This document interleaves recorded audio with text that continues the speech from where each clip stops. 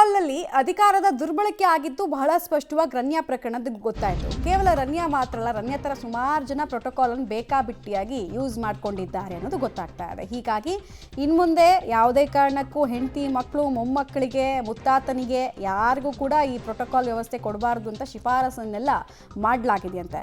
ರಾಜ್ಯ ಸರ್ಕಾರಕ್ಕೆ ಗೌರವ್ ಗುಪ್ತಾ ವರದಿಯಲ್ಲಿ ಈ ಶಿಫಾರಸನ್ನು ಮಾಡಿದ್ದಾರೆ. ಇನ್ಫ್ಯಾಕ್ಟ್ ಇದು ಆಲ್ರೆಡಿ ಎಕ್ಸಿಸ್ಟಿಂಗ್ ರೂಲ್ಸು. ಇದನ್ನು ವಾಪಸ್ ನೆನಪಿಸಬೇಕಾಗಿರೋದೇ ದುರಂತ.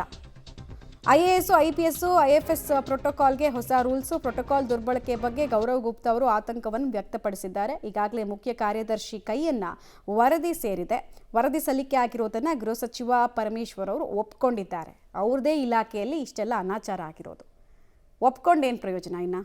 ಪ್ರೋಟೋಕಾಲ್ ಆಫೀಸರ್ಗಳ ವಿರುದ್ಧ ಸರಿ ರನ್ಯಾರಾವ್ ಕೇಸಲ್ಲಿ ಪ್ರೋಟೋಕಾಲ್ ಆಫೀಸರ್ಗಳ ವಿರುದ್ಧ ಅದು ವರದಿ ಕೊಟ್ಟಿದ್ದಾರಂತೆ, ಕೊಟ್ಟಿದ್ದಾರೆ. ಚೀಫ್ ಸೆಕ್ರೆಟರಿಗೆ ವರದಿ ಕೊಟ್ಟಿದ್ದಾರಂತೆ, ಅವರು ನಮಗೆ ಕಳಿಸ್ಕೊಡ್ತಾರೆ.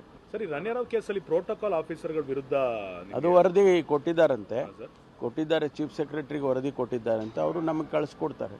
ಸರಿ ರನ್ಯಾರಾವ್ ಕೇಸ್